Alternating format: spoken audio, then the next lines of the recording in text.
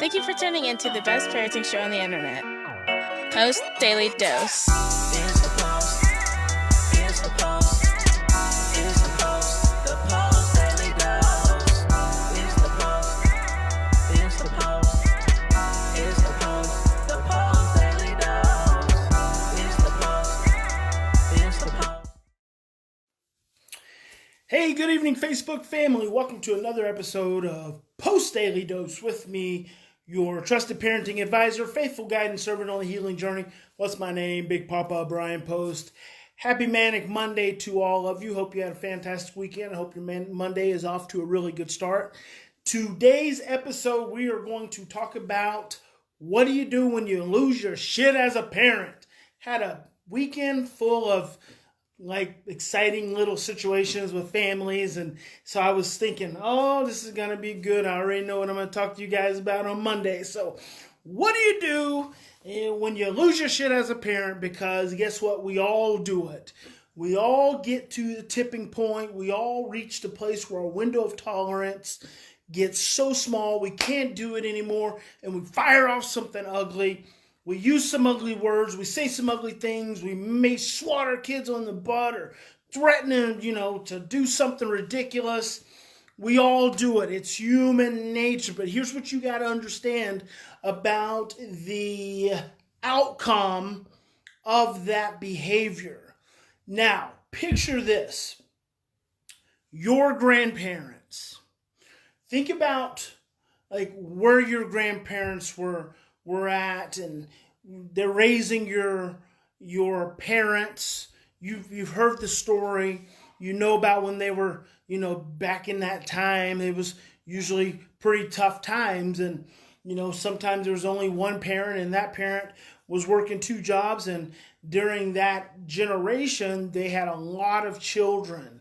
And so just imagine your grandparents raising your parents, and your grandparents having a really stressful day, and your parents don't get the cows milked, or they don't get the hay bales moved, or they don't get the horses brought in from pasture, or they don't cook dinner and set the table and clean the house. So imagine this. And why would they have to do all those things?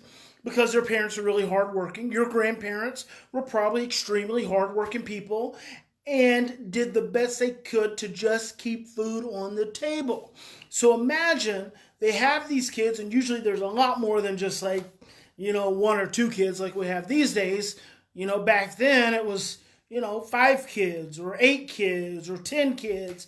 My mom and dad grew up with sibling groups of 9 and 10. So imagine that their parents, your grandparents, had a really stressful day, come home, excuse me, they come home, and your parents, as children, had not done what they were supposed to do. What do you think your grandparents did to your parents? Well, they probably for sure yelled, right? There may have been some violence ensuing, a whipping, a smack across the head, some at the very least, some really strong words. And someone may have even went to bed without food. So that's the blueprint that your parents were working with when they started raising you. Now, think about, let's say, actually the food did get made, and Grandma and Grandpa came in, but they didn't see it and they didn't smell it, so they automatically assumed the food hadn't been made, and smack, smack, smack, yell, yell, yell, threaten, threaten, threaten. And then after all of that and all the tears, after your little mom or your little dad went to their room and cried, there's the meal in the stove. Grandma and Grandpa probably felt really bad. But what do you think Grandma and Grandpa didn't do? They probably did not apologize. I am sorry are the 3 most challenging words that we oftentimes face as parents. And so when you were a child growing up and your parents lost their shit with you, even though maybe it was something you hadn't done. Maybe it was something you did do, but maybe they went overboard, or maybe they did something and they just felt bad about it afterwards. See, because that happens too. Maybe whatever happened, it was deserving that you got the consequence to whatever that was. But then they felt bad about it because they knew they probably could have looked at it a little bit differently. They knew they probably could have not been so intense. They knew they probably could have handled it a little bit differently. Hey there, Mimi. And you know what they probably didn't give you? That's right. An apology. I am sorry. The 3 most difficult words to have and to use and to share and to communicate when you lose your shit with your kid, as you certainly will. And because you don't have blueprints for saying, I am sorry, guess what you don't do? You make excuses, you justify and you rationalize, or you try to make a fun situation so your child's, still, their feelings are still hurt, and maybe now they're cranky, so now you try to tickle them or you try to play with them. Or worst thing you can do is try to buy their affection and their forgiveness. Hey, you want to go get some ice cream? Or hey, you want to go take a walk? Or hey, you want to go spend some time with me? It happens to all of us, Felice. You want to go spend the time with me? Do you know what you really only needed to do in that moment, and the thing that would go further than ever is just say, I am sorry. But because we don't have working blueprints for I am sorry, it is so hard for us to do. But your ability to truly take responsibility, and that's what I am sorry really does. I am sorry when you are authentic and you truly mean it. It really speaks to your willingness to take responsibility for your words and your actions. And if you think about it, that is... I can't turn up my volume, but maybe you can turn up yours. Is anyone else having volume problems? Maybe you can turn up your volume, Felice. I'm speaking pretty high and I'm pretty close to the phone. Your ability to apologize to your child is what the action you're actually taking by doing that is the action of taking responsibility. And what are we always trying to teach our children? We're always trying to teach them responsibility. But with the most basic thing, we struggle to just take responsibility for ourselves. Leslie said, rather than say, sorry, we went out to eat or took a trip to Walmart. Absolutely. Anything to justify not saying the words. Saying the words is really important. It is really important. Lala says, and hugs, lots of hugs with their permission. 100%. The thing is, use the 3 words, I am sorry, and start planting the seeds, start establishing the foundation so your children will have those working blueprints, because I am sorry means I might mess up. And if I mess up, I'm willing to take responsibility.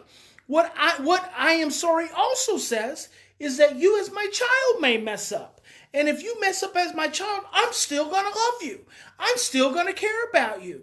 You're going to keep being my child. There are parents with adopted children who lose their shit, and the first thing they want to say is, I don't love you anymore. I don't want you in my home. You got to get out of here. And quite frankly, it's the worst thing you can ever say to an adopted child. John Bowlby says, the threat of loss is equal to loss itself. So just the threat of saying to that child, you don't have a home here, you're not going to have a home here, is enough to create grief. So unfortunately, sometimes that does pop out of parents' mouths. But what do you do about it?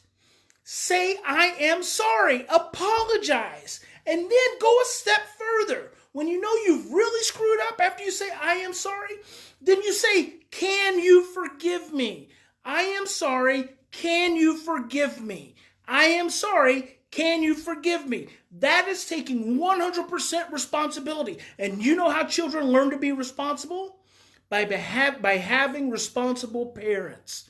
So when you're willing to be responsible, therefore take responsible actions, therefore when you screw up, because we all do, we all lose our shit, when you do, when you're willing to say, I am sorry, can you forgive me? Can you forgive me? That's 8 words total. I am sorry, can you forgive me? 8 words total. 8 words, when you can muster those little 8 words.